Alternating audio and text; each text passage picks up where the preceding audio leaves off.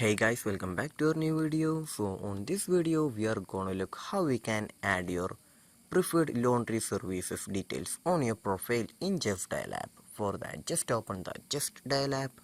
So after opening the app, here we just need to go to the profile option on the top left corner. Just tap on the top left corner. In here we can see a profile icon on the top left corner. Just tap on it. After that, just go to the edit profile option.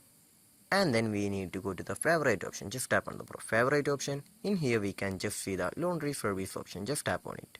And then once again just tap on the favorites option and tap on the laundry services option and choose whichever laundry service that you need to add to your profile. So if you want to search, we have search option right here. So this is where we're gonna add your preferred laundry service details on your profile in Justdial app. So I hope this video was useful for you. So just do like, share, subscribe to our channel. Thank you.